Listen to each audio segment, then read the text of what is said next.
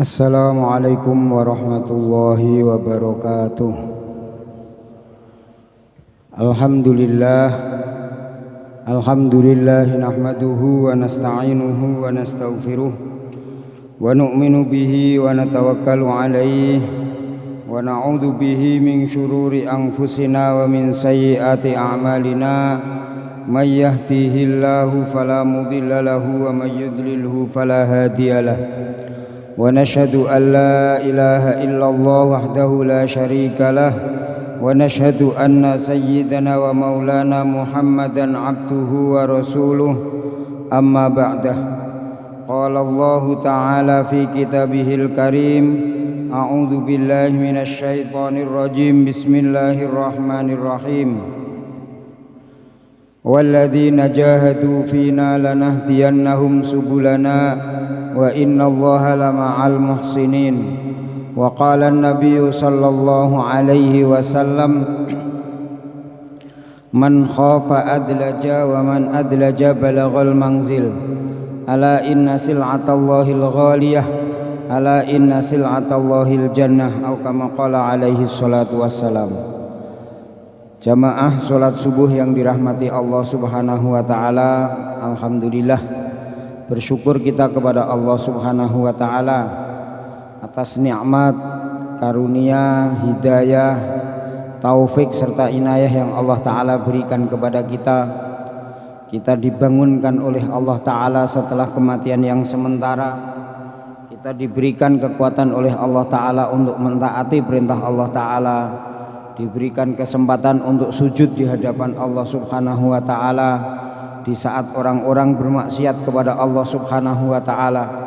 Kita diberikan kesehatan oleh Allah ta'ala di saat sekian banyak orang yang diberikan sakit oleh Allah ta'ala. Bahkan di antara saudara-saudara kita saat ini masih berpindah satu rumah sakit kepada rumah sakit yang lain karena untuk mencari kesehatan.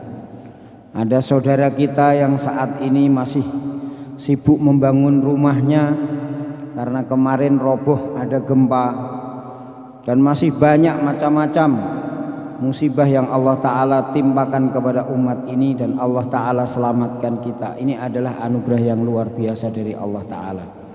Maka kita sudah sewajibnya, sudah sewajarnya senantiasa bersyukur kepada Allah subhanahu wa ta'ala. Bahkan Allah ta'ala memerintahkan kepada kita untuk senantiasa bersyukur kepadanya. Baginda Nabi sallallahu alaihi wasallam juga mengajarkan kita untuk senantiasa bersyukur kepada Allah subhanahu wa ta'ala. Baginda Nabi bersabda, man akala aklatan innallaha la yarda anil abdi akala aklatan fahamidallahu wa asna alaih wa syaraba syurbatan fahamidallahu wa asna alaih. Sesungguhnya Allah subhanahu wa ta'ala ridho kepada hambanya yang mana dia makan satu suapan kemudian dia memuji kepada Allah ta'ala, dan Allah ta'ala ridho kepada hambanya yang mana dia minum satu teguk kemudian dia mengucapkan hamdalah kepada Allah ta'ala. Maka hadirin yang dirahmati Allah ta'ala, untuk mencari ridhonya Allah ta'ala ini kita sering-sering syukur kepada Allah subhanahu wa ta'ala. Semoga Allah ta'ala jadikan kita termasuk orang-orang yang banyak bersyukur kepada Allah ta'ala. Amin Allahumma amin. Salawat serta salam tak lupa kita curahkan kepada junjungan kita Nabi besar Muhammad sallallahu alaihi wasallam yang kita harapkan syafaatnya khususnya nanti di yaumil uzma. Amin Allahumma amin. Jamaah subuh yang dirahmati Allah subhanahu wa ta'ala, kita akan melanjutkan pembahasan tentang masalah perang Uhud yang kemarin kita sudah sedikit singgung, penyebab-penyebab perang Uhud dan keluarnya baginda Nabi sallallahu alaihi wasallam dengan para sahabatnya. Kemarin kita sudah sampaikan penyebab daripada terjadinya perang Uhud ini diantaranya adalah karena orang-orang Quraisy, orang-orang kafir Mekah mereka semakin hari semakin tersudutkan. Pertama dari kekalahan perang Badar, mereka sudah habis-habisan, mental mereka jatuh, harta mereka banyak yang diambil oleh orang-orang Islam. Kemudian perdagangan mereka, kemarin kami singgung, jalur perdagangan mereka untuk ke Syam ini harus lewat Madinah. Sementara ketika lewat Madinah, sahabat radhiyallahu taala anhum dan baginda Nabi sallallahu alaihi wasallam mereka siap-siap untuk mengambil harta mereka. Kenapa? Karena hartanya para sahabat yang ditinggalkan di Makkah ini masih banyak. Jadi bukan berarti mereka membegal, bukan, tetapi ketika mereka mengambil harta rampasan, harta yang dibawa oleh rombongan dagang dari Mekah, ini pada dasarnya mereka mengambil harta mereka sendiri. Sampai akhirnya orang-orang Quraisy ini mencari jalur supaya bisa sampai ke Madinah, ke Syam, tetapi tidak lewat Madinah.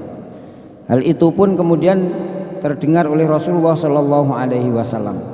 Akhirnya baginda Nabi Shallallahu Alaihi Wasallam mengutus sariyah, mengutus satu rombongan kecil antara 3 sampai 100 orang yang dipimpin oleh Sayyidina Zaid bin Harisah, sehingga mereka pulang dengan membawa banyak sekali ghanimah. Maka Abu Sufyan bin Harb semakin hari semakin pusing.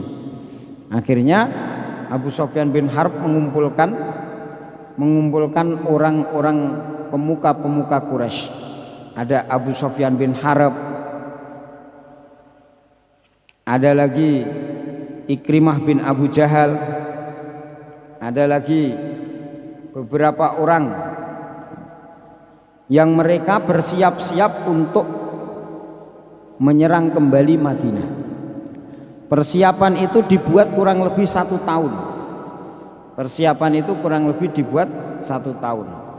Di antaranya Abu Sufyan ini menyuruh satu orang penyair namanya Abu Azzah. Abu Azzah ini dulu ketika perang Badar ditangkap oleh orang Islam, dijadikan tawanan, tetapi kemudian dibebaskan. Kemarin sudah kami terangkan ada 2, di antaranya adalah Abu Azzah ini. Dengan catatan dia dibebaskan tanpa tebusan, tanpa syarat, tetapi tidak boleh memerangi lagi orang Islam. Tapi kemudian Abu Sufyan bin Harb datang menyampaikan kepada Abu Azzah, kamu kibarkan semangat kepada orang-orang Quraisy supaya berperang lagi, supaya membalas dendam lagi kepada orang-orang Madinah. Nanti kalau kamu ikut perang, kalau kamu hidup, maka kamu akan kami beri hadiah yang banyak. Kalau kamu mati, maka anak keturunan kamu akan kami cukupi dan akan kami lindungi. Ini perjanjian dengan orang Quraisy. Singkat cerita, Abu Azzah nanti di perang Uhud ini dia mati. Karena memang sudah 2 kali. Artinya pertama dia ditawan kemudian dibebaskan. Nah, yang kedua dia berangkat lagi itu kemudian terbunuh dia. Kemarin juga kami sampaikan bahwasanya Abu Sufyan juga menyurati kepada Bani Ghatafan. Bani Ghatafan ini ada 10.000 pasukan berkuda. Ketika diserang orang Islam, mereka melarikan diri ke atas. Sebenarnya mereka kalau mau mungkin mereka juga bisa menang karena punya 10.000 pasukan berkuda dan mereka ahli dalam panah dan juga dalam pedang. Tapi Allah SWT menanamkan rasa takut kepada Bani Ghatafan ketika diserang orang Islam. Ada dendam yang ada di dalam dada-dada orang Bani Ghatafan, sehingga ketika disurati oleh Abu Sufyan, mereka pun akhirnya sepakat mengirimkan kurang lebih 1.000 pasukan dari Bani Ghatafan. Nah, orang kafir Quraisy terkumpul 3.000 pasukan. Dari 3.000 pasukan itu diantaranya ada 15 orang wanita yang dibawa. Untuk apa? Untuk memberikan semangat kepada pasukan-pasukan kafir Quraisy. Kemudian untuk mengangkut keperluan, mereka membawa 3.000 unta. Jadi benar-benar niat berperang. Membawa 3.000 ekor unta untuk mengangkut keperluan mereka, bekal mereka. Kemudian untuk penunggang kudanya mereka ada 200 pasukan penunggang kuda. Kemudian ada lagi 700 baju besi yang disiapkan. Jadi 700 baju besi, 200 penunggang kuda, 3000 ekor unta untuk mengangkut keperluannya. Komandan pasukan jelas dipegang oleh Abu Sufyan bin Harb. Abu Sufyan bin Harb ini nanti yang kemudian melahirkan Muawiyah. Jadi Muawiyah yang perang dengan Sayyidina Ali, kemudian dia menjadi pemimpin khalifah setelah Sayyidina Ali. Muawiyah ini putranya Abu Sufyan bin Harb. Nah, setelah Muawiyah nanti terus keturunan beliau.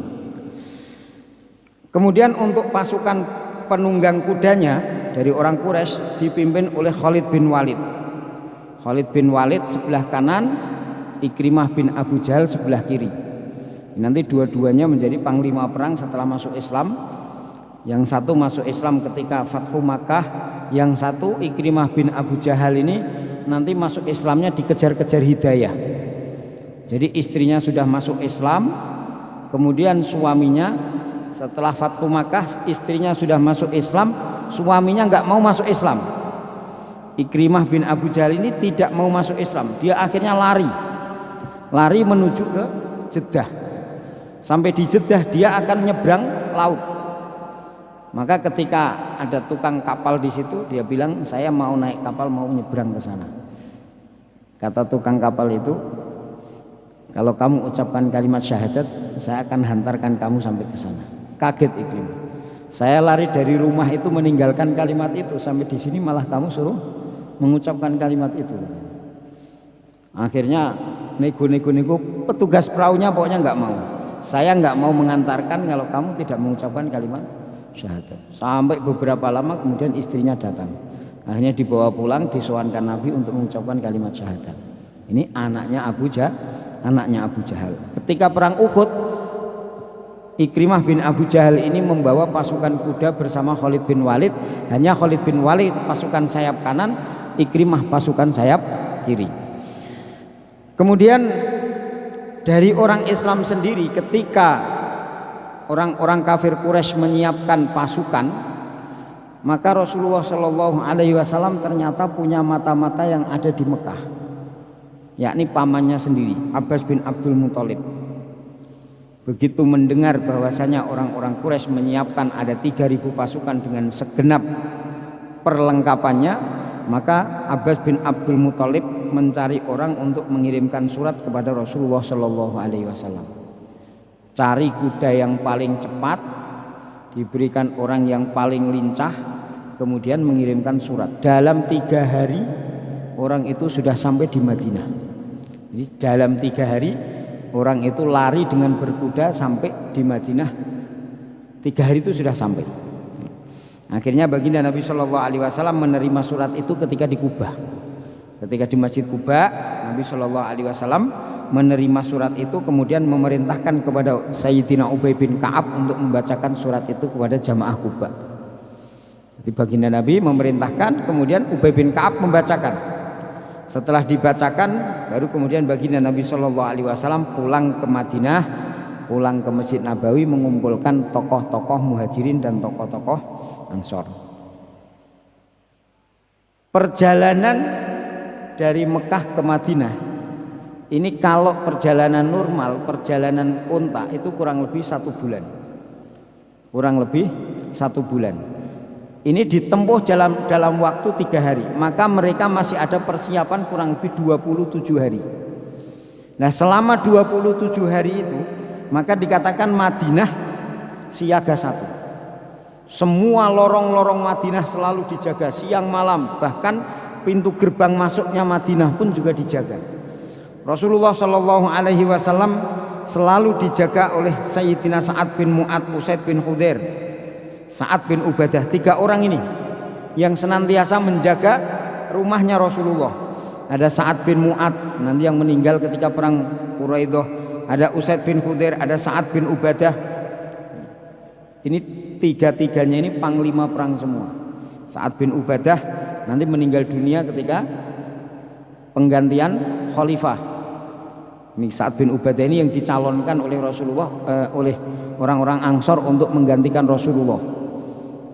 Dia yang memegang panji bendera ketika perang Fathu Makkah. Dia membawa bendera orang Ansor. Ini Sa'ad bin Ubadah. Ini 3 orang yang senantiasa menjaga Rasulullah Shallallahu Alaihi Wasallam. Kemudian pintu gerbang, setiap lorong dalam waktu 24 jam itu dijaga terus. Mereka menjaga kemungkinan kalau ada penyerangan musuh yang seketika, yang mendadak.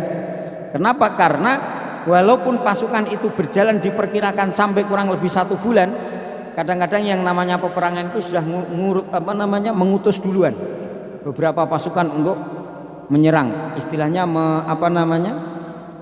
melihat kondisi Mekah, Madinah. Kemudian setelah itu pasukan Mekah berangkat, mereka mengambil jalur utama ke arah barat menuju Madinah. Setiba di Abwa, kita tahu di Abwa ini ada kubur ibu baginda Rasulullah Shallallahu Alaihi Wasallam, Sayyidah Aminah, dikuburkan di Abwa. Saking jengkelnya Hindun bin Abi Halah karena orang-orang pembesarnya Quraisy pada meninggal, dibunuh semua, ada 70 yang mati pemuka-pemuka Quraisy di Badar. Hindun itu dendamnya itu mulai dari berangkat. Ketika melewati Abwa, Hindun itu mengusulkan supaya makam ibunya Rasulullah itu dibongkar. Jadi dendamnya itu bukan hanya kepada yang hidup saja, kepada yang sudah mati pun masih sudah dendam. Ini Hindun seperti itu. Nanti bagaimana Hindun ketika melihat Sayyidina Hamzah radhiyallahu anhu meninggal dunia. Jadi dendam hidupnya itu dipenuhi dengan dendam. Tetapi orang-orang Quraisy nggak ada yang setuju.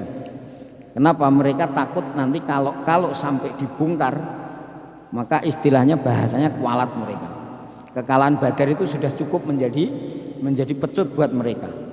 Maka pasukan pun akhirnya melanjutkan perjalanan. Tapi sempat ada pemikiran mau membongkar makam ibunya baginda Rasulullah Shallallahu Alaihi Wasallam. Kemudian pasukan Quraisy sampai di daerah Uhud. Sebelum Uhud lewat Wadil Akik, kemudian di situ ada tempat namanya Ainain, di sebelah utara Madinah, di samping Gunung Uhud. Kemarin sudah kami terangkan, Gunung Uhud itu sekarang sebagian masuk dalam haram. Kalau dulu Gunung Uhud itu ketika berperang itu di luar haram, tapi di pintu gerbangnya Madinah. Jadi jalan utama masuk Madinah itu memang harus lewat Uhud. Harus lewat Uhud, dan di situ Gunung Uhud itu di luar Madinah, tetapi ada di pintu gerbangnya Madinah. Makanya itu untuk benteng pertahanan Madinah Gunung Uhud itu sebenarnya. Lah, kemudian mereka mengambil tempat peristirahatan untuk kemah mereka di sebelahnya Gunung Uhud pada hari Jumat tanggal 6 Syawal tahun ketiga Hijriah.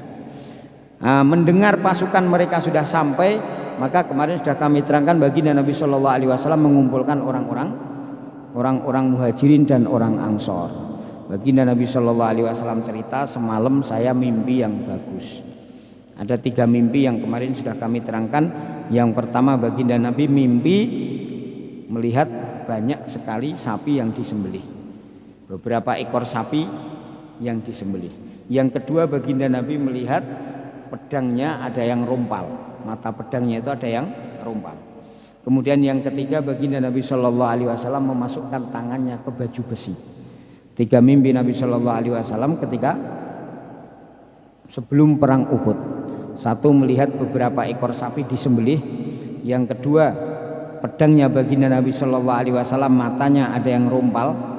Kemudian yang ketiga, baginda Nabi Shallallahu Alaihi Wasallam memasukkan tangannya ke dalam baju besi.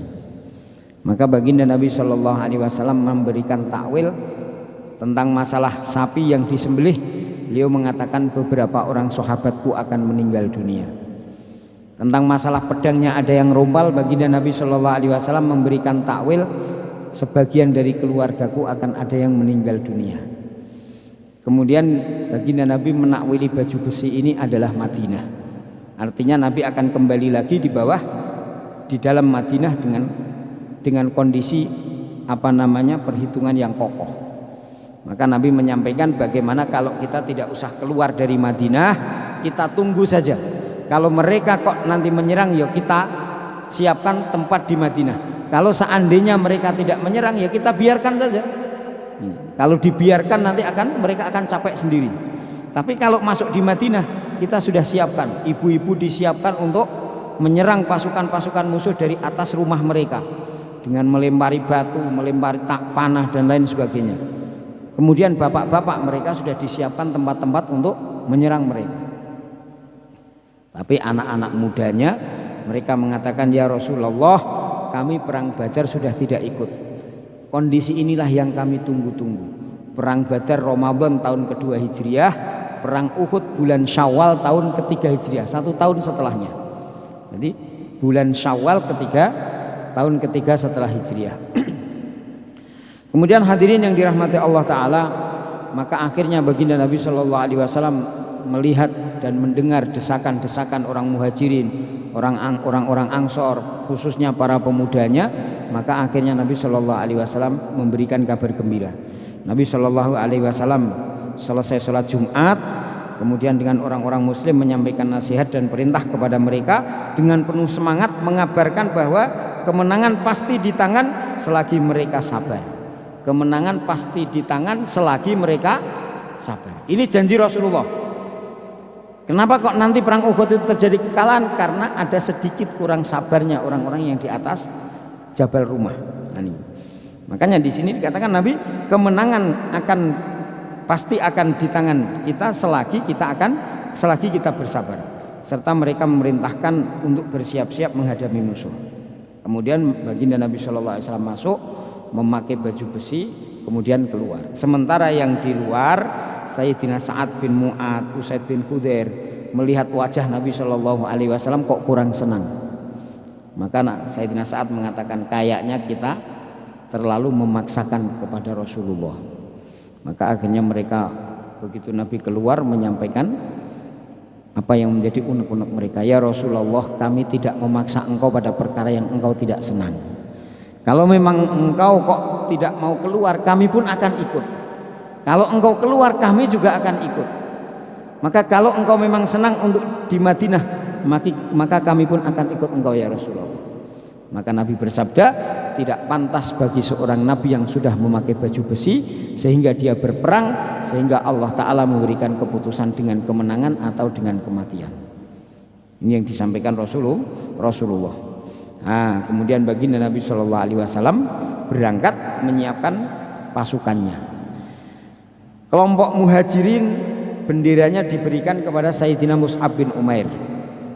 Mus'ab bin Umair ini orang yang pertama kali dikirim oleh Rasulullah ke Madinah sebelum Nabi hijrah. Bi'at Aqobah kedua, kemudian orang-orang Muhajirin Bi'at Aqobah pertama, orang-orang Ansor, mereka meminta kepada Rasulullah, ya Rasulullah, kami ini orang-orang yang tidak paham terhadap agama, tidak ada yang tahu tentang Al-Quran, maka kami minta tolong satu orang saja engkau kirim bersama kami supaya mengajarkan agama Islam kepada kami. Itu Bi'at Aqobah pertama. Maka kemudian dikirimlah Mus'ab bin Umair.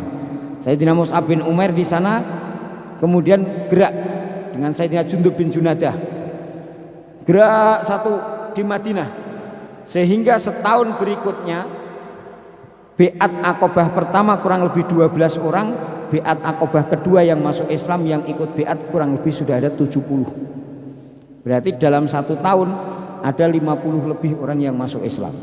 Maka Nabi melihat ada cahaya yang bersinar dari Yasrib. Maka Nabi Shallallahu Alaihi Wasallam setelah Bi'at Aqobah kedua, Nabi bersiap-siap untuk mengirimkan sahabat untuk hijrah. Berapa orang sudah berangkat. Baru setelah bulan Rabiul Awal baginda Nabi mendapatkan izin dari Allah Ta'ala untuk berangkat hijrah. Jadi hijrah ini di Madinah sudah disiapkan, 1 tahun sebelumnya sudah disiapkan. Nah, orang yang pertama kali hijrah itu dikirim oleh Rasulullah untuk hijrah itu adalah Sayyidina Mus'ab bin Umair. Ketika perang Uhud, beliau diberikan kepercayaan untuk memegang panji orang muhajirin. Kemudian kelompok Aus dipegang oleh Usaid bin Khudair. Kemudian kelompok Khazraj dipegang oleh Al-Khubbab bin Al-Mundhir Al-Jumahi. Al-Jumahi Al-Jamuh. Al-Mundhir Al-Jamuh ini berarti nanti masih keturunan dari Amr bin Jamuh. Kita tahu pasukan orang Islam ada kurang lebih 1000 pasukan, 1000 orang. Dari 1000 orang itu di sini dikatakan ada mereka bergerak sebelah utara dengan Sayyidina Sa'ad bin Mu'ad dan Sa'ad bin Ubadah, berjalan di hadapan Rasulullah SAW sambil mengenakan baju besi.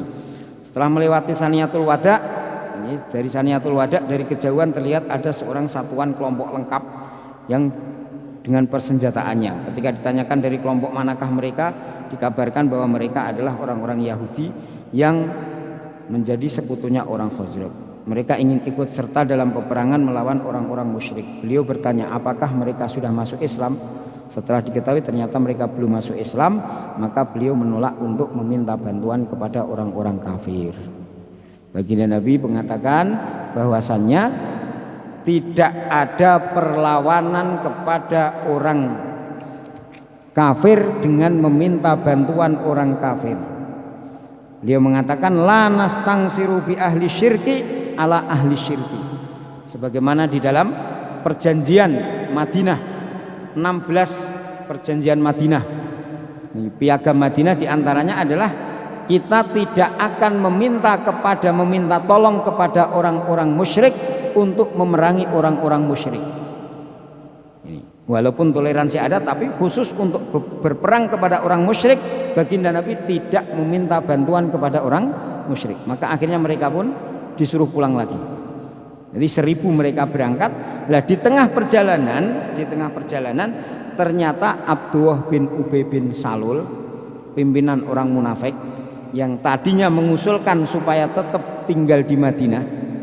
Jadi kalau baginda Nabi Shallallahu Alaihi Wasallam punya pendapat untuk tinggal di Madinah ini karena apa? Karena strategi perang yang diatur oleh Rasulullah. Satu, yang kedua karena mimpinya Rasulullah. Sahabat-sahabat tuanya juga demikian, ikut kepada Rasulullah. Kenapa? Karena Rasulullah Shallallahu Alaihi Wasallam berpendapat seperti ini, mereka sami'na wa ata'na. Nah, yang muda mereka sebelum diputuskan pokoknya masih bisa usul dulu. Nah, ketika mereka berangkat, orang munafik itu sebelumnya sudah punya usul supaya tetap tinggal di Madinah, tapi bukan karena strategi perang, juga bukan karena mendukung pemikiran Rasulullah, tapi karena mereka ada kesempatan kalau seandainya kok perang sampai terjadi di Madinah, begitu perang berkecamuk mereka tinggal diam di rumah itu tidak ada yang tahu. Nih, mereka tinggal diam di rumah, tidak ada yang tahu. Ternyata Allah SWT punya keputusan untuk mempermalukan mereka. Nabi Shallallahu Alaihi Wasallam berangkat 300 orang mereka mundur. Jadi kelihatan orang-orang munafik itu yang seperti apa kelihatan. Kalau seandainya kok Nabi Shallallahu Alaihi Wasallam ada di Madinah, beliau tidak keluar dengan pasukan orang-orang Islam, maka orang munafik ini tidak kelihatan. Karena mereka sebagaimana mereka sholat jamaah, kalau duhur kelihatan, asar kelihatan, maghrib kelihatan, karena masih terang. Nanti kalau sudah isya, sudah gelap nggak kelihatan, mereka nggak jamaah. Subuh masih gelap, mereka juga nggak berangkat ke masjid karena tidak kelihatan. Begitu juga dalam perang pun juga demikian. Mereka awal perang Badar, mereka menginginkan menyampaikan kepada Rasulullah, wahai Muhammad, agama Islam kok cuma seperti ini, nggak ada perangnya sama sekali. Agama apa ini? Begitu ada perintah jihad, mereka nggak berani, mereka mundur. Perang Badar mereka nggak pada ikut. Sekarang perang Uhud juga demikian. Mereka punya usul supaya tinggal di Madinah. Usulnya tidak diterima, padahal usulnya itu ada modus supaya mereka tidak ketahuan munafiknya. Ternyata Allah Ta'ala berikan keputusan melalui Rasulullah untuk berangkat. Untuk berangkat. Nah, akhirnya di tengah perjalanan baginda Nabi Shallallahu Alaihi Wasallam sudah menyiapkan pasukannya, mereka mundur. Ada 300 orang pengikut Abdullah bin Ubay bin Salul. semuanya membelot, ada kurang lebih 300 orang. Allah Ta'ala berfirman, idh hammat ta'ifatani minkum an tafshala wallahu waliyuhuma wa 'alallahi falyatawakkalul mu'minun. Ketika dua golongan dari kalian ingin mundur karena takut, padahal Allah Ta'ala adalah penolong bagi kedua golongan itu, karena itu hendaklah kepada Allah sajalah orang mukmin bertawakal. Saat itu ada Abdullah bin Haram, anak Jabir bin Abdillah. Jadi putranya Jabir bin Abdillah datang kepada orang-orang munafik itu, ditargib satu persatu, didatangi. Tapi apa jawab Abdullah bin Ubay bin Salul? Kalau kamu berangkat bahwasanya untuk peperangan yang seperti ini, kamu pun tidak akan ikut, kamu pun akan pulang, kata Abdullah bin Ubay. Muhammad telah mengikuti orang-orang yang tidak ada pengalaman dalam berperang, mengikuti orang-orang baru, sementara kami orang-orang lama, kami orang-orang tua yang punya pendapat, kami punya pengalaman perang, sekian tahun kami punya pengalaman perang, tidak diikuti sama sekali. Ini kita akan lihat nanti kekalahan yang akan didapatkan. Ini kata, maka Abdullah bin Haram akhirnya balik lagi ke pasukan. Ini orang sudah keras, nggak bisa diatur lagi.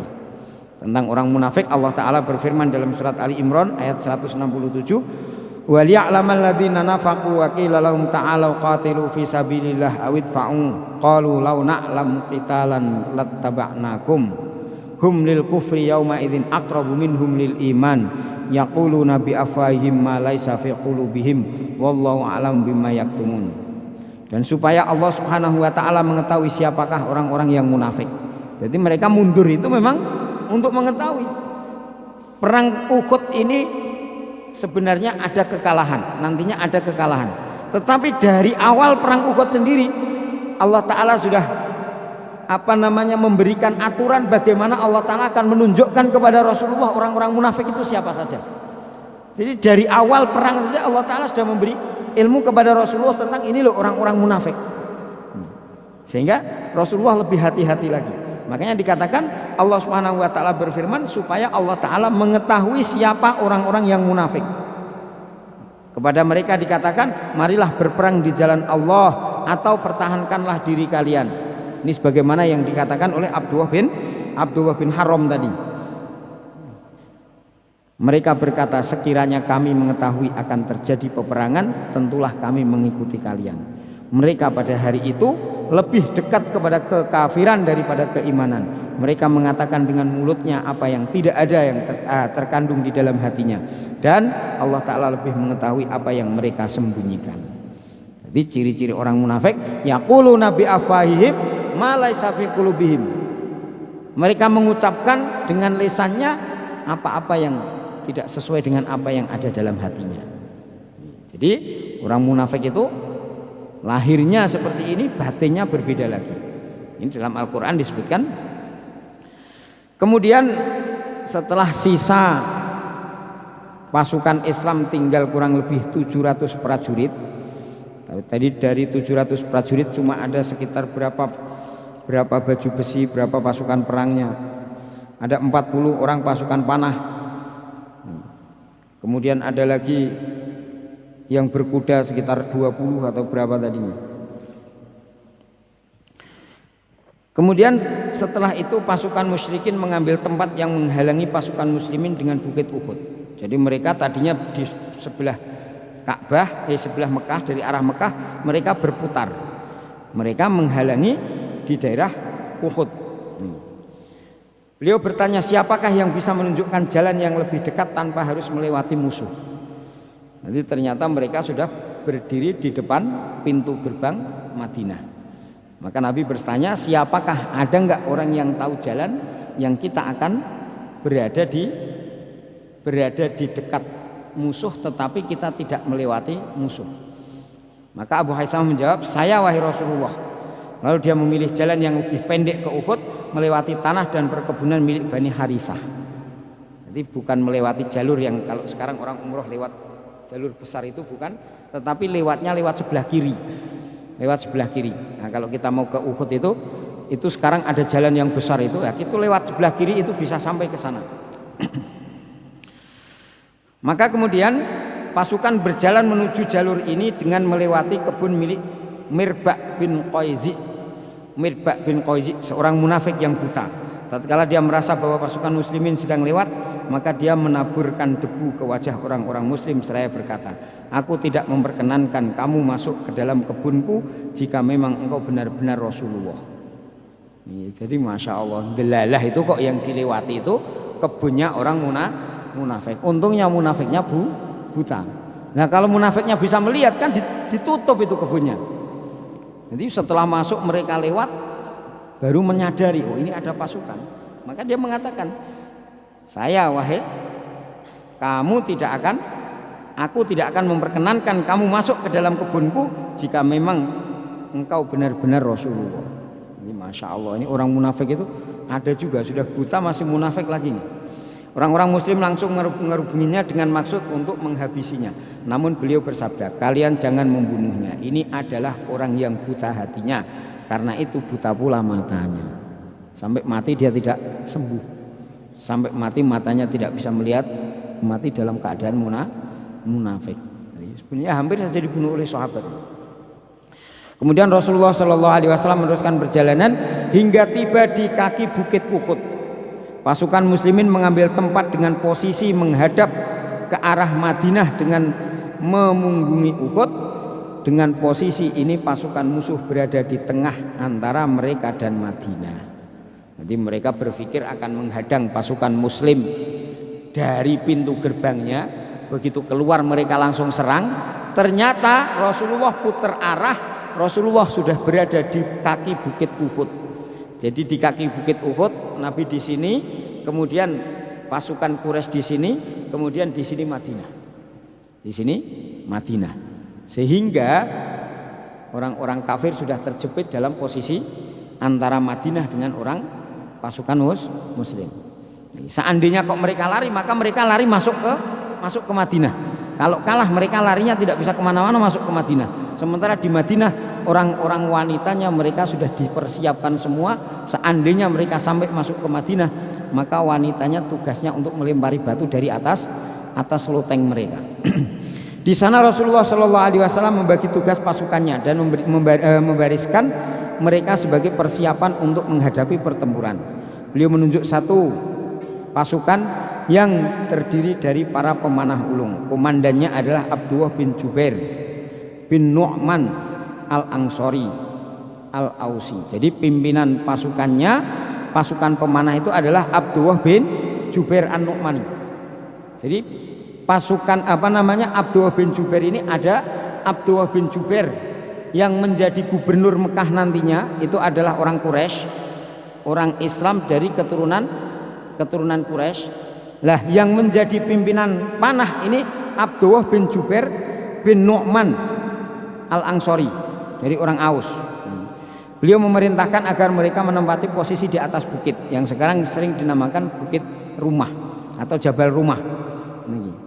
Posisi tempatnya kira-kira 150 meter dari posisi pasukan muslimin. Perang Uhud, kalau kita melihat ada masjid Uhud besar itu, sampingnya makom syuhada Uhud, di sana ada bukit Uhud yang besar, di sana ada gua yang dulu masih terbuka sekarang ditutup. Itu gua tempat Rasulullah Shallallahu Alaihi Wasallam mengundurkan diri untuk diobati ketika luka dari perang Uhud. Itu guanya masih ada di situ. Nih. Tetapi sekarang ditutup. Lah, Jabal Rumah itu ada di sini. Jabal Rumah di sini, Gunung Uhud di sini, pasukan kafir di sini.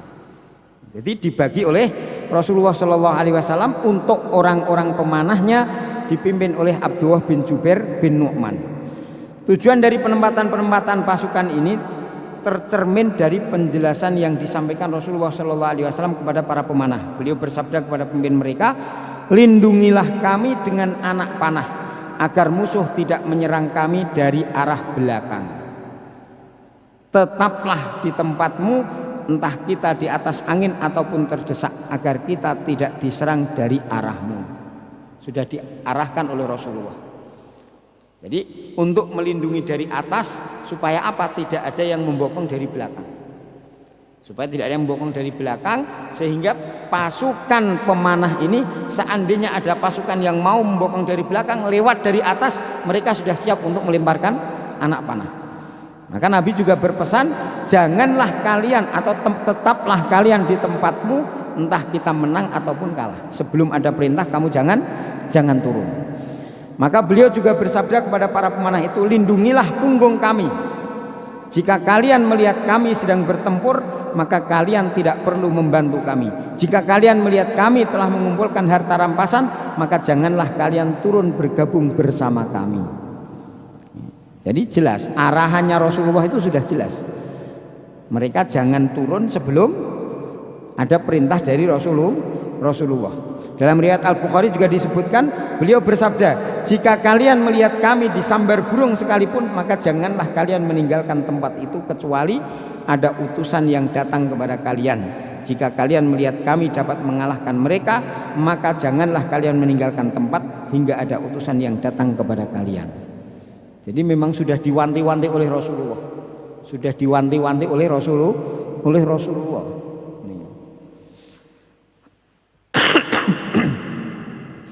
Kemudian Bapak hadirin yang dirahmati Allah Subhanahu wa taala, dengan adanya pasukan yang di atas bukit itu, dengan disertai perintah yang keras oleh Rasulullah, maka beliau sudah bisa menyumbat satu celah yang kemungkinan akan disusupi oleh orang-orang Quraisy. Jadi sudah satu celah sudah kelihatan dari atas, dipantau, mereka sudah menguasai satu titik.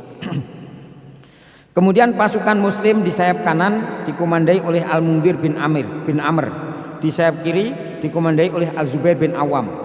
Mundhir bin Amir ini orang Ansor, Zubair bin Awam ini orang Muhajirin. Kemudian masih didukung oleh satuan pasukan yang dikomandani oleh Miqdad bin Aswad. Miqdad bin Aswad ini orang yang pertama kali mengangkat tangan ketika perang Badar. Siapa, bagaimana pendapat kalian, kita akan perang? Orang yang pertama kali mengangkat adalah Miqdad bin Aswad. Ini juga orang Muhajirin, orang Quraisy. Kemudian ada lagi Az-Zubair bertugas menghadang laju pasukan penunggang kuda. Jadi dari bagian kanan, dari bagian kiri, kanannya ada Mundhir, kirinya ada Mundhir bin Amr. Nanti berarti dia harus bertemu dengan Khalid bin Walid. Kirinya ada Zubair bin Awam. Dia nanti akan bertemu dengan pasukan Ikrimah bin Abi Jahal. Di pasukan terdepan ada sejumlah orang yang pemberani, tokoh-tokoh yang dikenal gagah perkasa, yang disebutkan dengan kemampuannya bisa mengalahkan beribu-ribu orang. Kemudian hadirin yang dirahmati Allah Ta'ala, Rasulullah Shallallahu Alaihi Wasallam juga memberikan target, memberikan spirit kepada pasukannya.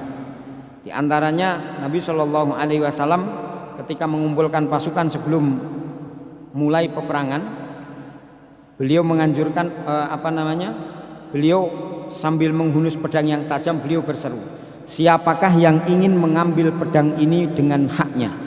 Siapakah yang mau mengambil atau yang ingin mengambil pedang ini dengan haknya? Ada beberapa orang yang maju ke hadapan beliau siap untuk mengambilnya. Di antaranya adalah Ali bin Abi Thalib, Zubair bin Awam, Umar bin Khattab radhiyallahu anhu. Di antaranya 3 orang itu. Namun pedang itu belum juga diserahkan kepada seorang pun, hingga ada satu orang namanya Abu Dujanah. Kemarin sudah kami sampaikan, Abu Dujanah Simak bin Khoroshah maju ke depan sambil bertanya, apakah haknya wahai Rasulullah? Beliau menjawab, hendaklah engkau membabatkan pedang ini ke wajah-wajah musuh hingga bengkok.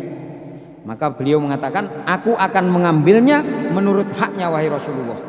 Kemudian Abu Dujanah mengikatkan tali yang merah di kepalanya dan berjalan sambil membusungkan dada, sambil memegang pedang itu sambil membusungkan dada, sampai Nabi Shallallahu Alaihi Wasallam bersabda, jalan yang seperti ini adalah jalan yang menjadikan Allah Ta'ala marah, jalan yang tidak disenangi Allah Ta'ala kecuali dalam peperangan. Jadi kalau dalam peperangan kadang-kadang tipu daya juga boleh, kadang-kadang menampakkan kesombongan juga boleh. Orang minum pakai gelas emas itu hukumnya haram. Kenapa? Karena akan ada orang yang tersakiti. Siapa? Orang miskin. Orang makan pakai piring emas ini haram. Orang punya pedang kemudian kok dililiti pakai emas atau mungkin gagangnya dengan emas, kalau untuk perang ini boleh. Kenapa? Untuk menggetarkan hati musuh. Ini strategi perang. Kadang-kadang ada tipuan, sebagaimana pembunuhan Ka'ab bin Ashraf.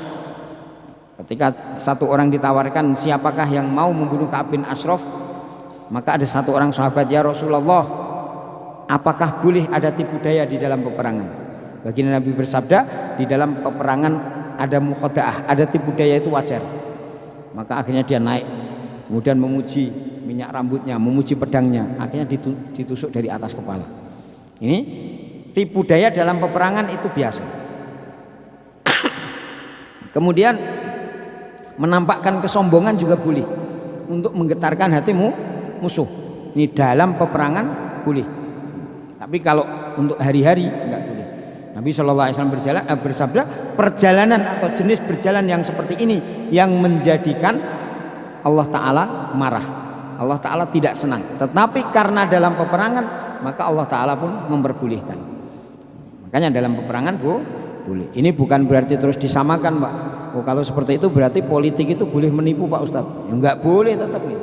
Kalau politik bukan namanya perang. Politik ini adalah untuk bagaimana mensejahterakan rakyat, bukan malah menipu rakyat. Tapi enggak ada, Pak Ustadz, politik yang enggak menipu. Lah itulah namanya. Dan orang Islam, orang Indonesia itu senangnya ditipu, Pak. Sudah dari dulu ditipu lagi, senang lagi. Nanti pilih lagi.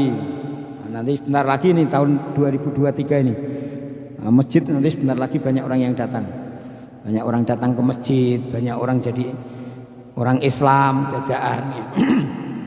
Peci hitam laku, peci putih laku, sarung laku, sajadah laku. Nanti tahun-tahun politik, Pak Bu. Ini maka kita jangan sampai kita mudah tertipu lagi, jangan. Dibiasakan, kalau guru saya pesan, jadi orang itu jangan hanya pinter tok, tapi juga yang pinter dan soleh. Jangan hanya soleh tok, tapi yang pinter dan soleh. Kalau orang pinter itu senengnya nipu, tapi kalau orang soleh itu mudah tertipu. Makanya kalau nipu kok nipu kiai itu paling mudah, Pak. Kenapa? Husnudzon kiai itu. Saya pernah cerita, ada satu orang ulama besar di Magelang, ulama besar. Ada orang datang, Pak Yai, saya kok punya barang seperti ini.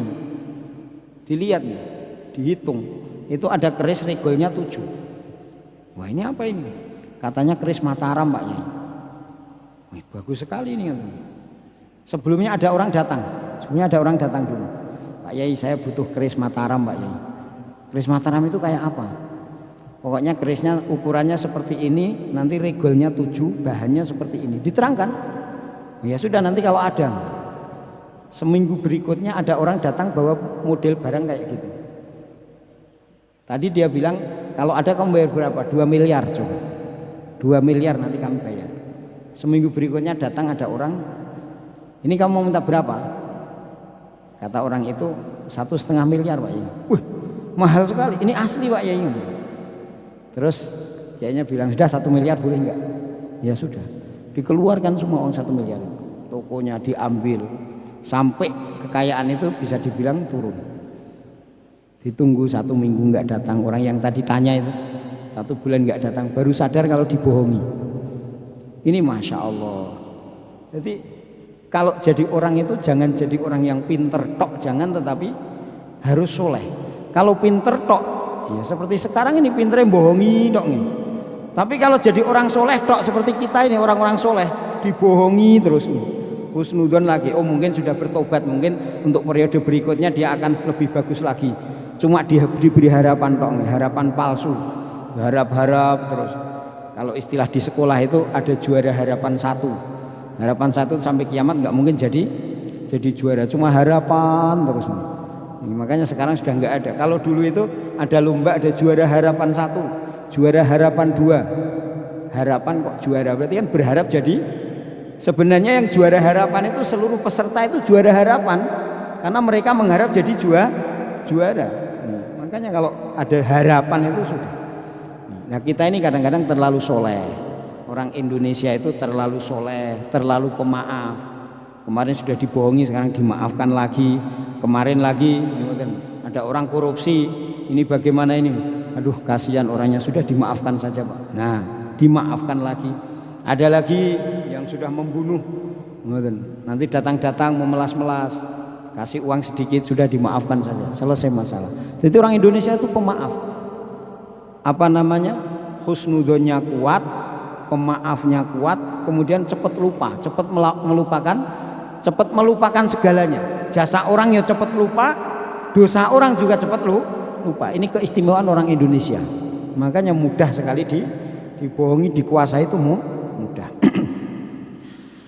Mungkin itu saja yang dapat kami sampaikan. Insya Allah kita akan lanjutkan lagi untuk puncak daripada peperangan Uhud untuk pertemuan yang akan datang insya Allah. Sampai beberapa sahabat yang meninggal, ada 70 orang sahabat yang meninggal. Nanti kita akan ceritakan beberapa kisah sahabat yang meninggal dunia dan bagaimana kondisinya. Mungkin sebelum ditutup ada yang mau bertanya, masih ada waktu sedikit, 1 menit lagi mungkin cukup nih. Semoga Allah Ta'ala berikan kepahaman kepada kita, Allah Ta'ala berikan kekuatan kepada kita untuk mengikuti jejak langkah sahabat, dan juga Allah Ta'ala berikan kepada kita sifat-sifat yang mulia yang dimiliki para sahabat radhiyallahu ta'ala anhum ajma'in. Subhanallah wa bihamdihi, subhanakallahumma bihamdika, asyhadu an la ilaha illa anta, astaghfiruka wa atubu ilaik. Akhiru kalam wal afu minkum. Wassalamualaikum warahmatullahi wabarakatuh.